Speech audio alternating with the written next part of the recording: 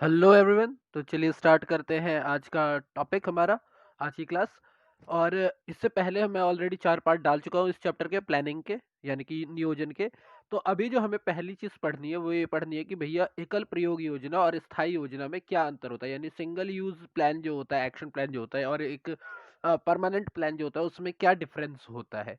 इसके बारे में हम पिछली वीडियो में पढ़ चुके हैं थोड़ा पैराग्राफ वाइज। इस बार अंतर कर लेते हैं ताकि डिस्टिंग्विशमेंट का पता चल जाता है सिंगल यूज का और परमानेंट का प्लान का। तो सबसे पहले इसकी मीनिंग को समझना जरूरी है कि इसकी मीनिंग क्या है, आशय यानी कि मीनिंग क्या है। तो व्यवसाय में एकल योजना से हमारा आशय उस योजना से होता है जो एक विशिष्ट उद्देश्य वाली एकल परियोजना अथवा घटना हेतु तैयार की जाती है।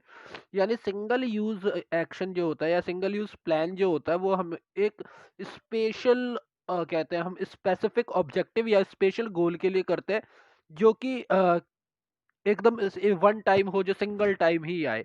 जबकि स्थायी योजना यानी कि जो परमानेंट प्लानिंग होती है वो व्यवसाय में अनेक बार प्रयुक्त होती है। यानी कि ये वो प्लानिंग होती है जो कि एक ऑर्गेनाइजेशन में बार बार आती है, उन संगठनात्मक परिस्थितियों को ध्यान में रख के की जाती है जो बार बार उत्पन्न होती है। यानी ये स्थितियां क्या होती है, मल्टीपल टाइम ऑकर होती है और बार बार इनके लिए प्लानिंग करनी पड़ती है। तो हम एक परमानेंट प्लानिंग बना करके चलते हैं। तो ये क्या होता है, कोई स्पेसिफिक, ये general. Specific, general. Specific objective, general objective, ये बार बार होते हैं, ये सिंगल टाइम होते हैं। ठीक है। उद्देश्य की बात करते हैं अगर हम लोग, तो उद्देश्य क्या होता है। हमने अभी कहा कि ये स्पेसिफिक उद्देश्य के लिए की जाती है, जबकि ये बार बार आने वाली यानी रिपीटेड एक्टिविटीज के लिए बनाई जाती हैं। ठीक है।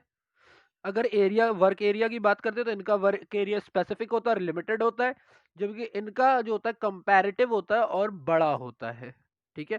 यानी ये एरिया स्पेसिफिक है, लिमिटेड है, बट इसके कंपैरिजन में ये जो है काफी लार्ज एरिया होता है। ठीक है। तो जो हमारा स्थायी है उसका एरिया लार्ज होता है, जो सिंगल है उसका एरिया स्पेसिफिक होता है, लिमिटेड होता है।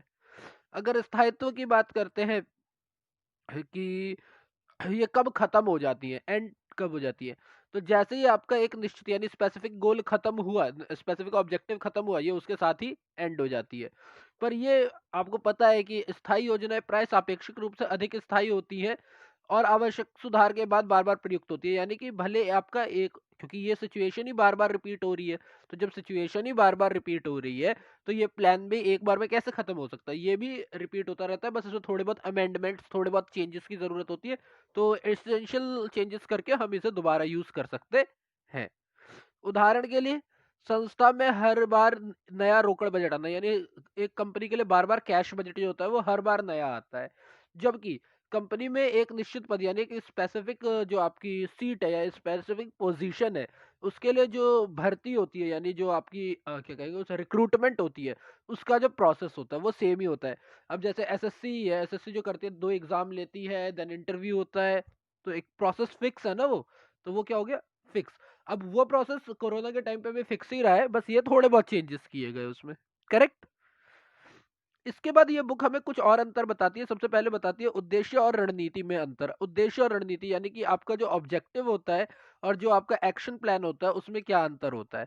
तो उद्देश्य क्या होता है, ये अंतिम बिंदु होता है, they are the last point, जिन्हें प्राप्त करने के लिए सभी क्रियाएं अग्रसर होती है। यानी जितनी भी एक एक्टिविटीज होती है एक ऑर्गेनाइजेशन में, वो किसी उद्देश्य के लिए यानी किसी गोल के लिए हो रही होती है। जबकि जो रणनीति होती है, जो आपके प्लानिंग होती है या जो आपका एक्शन प्लान होता है, वो उस उद्देश्य को प्राप्ति करने के लिए बनाई गई एक ही, ये भोजना नहीं है, ये योजना है। ठीक है, भोजना नहीं है, बुक की मिसप्रिंटिंग है, समझ ही सकते हो। तो रणनीति जो होती है कि आपका क्या स्ट्रेटेजी जो होगी, स्ट्रेटेजी क्या होती है, स्ट्रेटेजिक गोल को प्राप्त करने वाले एक लंबी चौड़ी एक्शन प्लान को हम लोग क्या बोलते हैं, स्ट्रेटेजी बोलते हैं।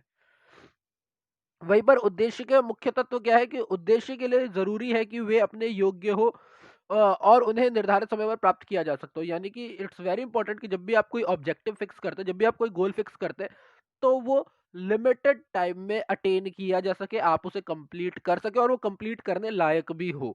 जबकि एक रणनीति जो होती है, जो एक स्ट्रेटेजी बनाई जाती है, वो व्यावसायिक वातावरण को ध्यान में रखना जरूरी होता है। यानी कि उसके लिए जरूरी होता है कि वो बिजनेस एनवायरनमेंट को ध्यान में रखे। बिजनेस एनवायरनमेंट ऑलरेडी हमारा एक चैप्टर है, हम पढ़ चुके हैं, थर्ड चैप्टर ही था। उद्देश्य एवं नीति में अंतर, अब बोला हुआ है कि भैया गोल और पॉलिसी में क्या अंतर होता है। तो वही वाली बात, उद्देश्य अंतिम बिंदु होते, they are the last point जिन्हें प्राप्त किया जाता है, जबकि नीतियां जो होती है, जो पॉलिसीज जो होती है, उनको प्राप्त करने का एक तरीका होती है कि आप उद्देश्य को प्राप्त कैसे करोगे, ये हमारी पॉलिसी बताती है। आवश्यकता, बिना उद्देश्य के किसी भी संस्था को की स्थापना नहीं हो सकती, यानी बिना गोल के कोई भी ऑर्गेनाइजेशन अपने आप में सेटल नहीं हो सकती, जबकि पॉलिसी का निर्धारण इतना आवश्यक नहीं है। आप एक बार ऑर्गेनाइजेशन बना लो, उसके बाद आप पॉलिसी बना भी सकते हो, नहीं भी बना सकते हो।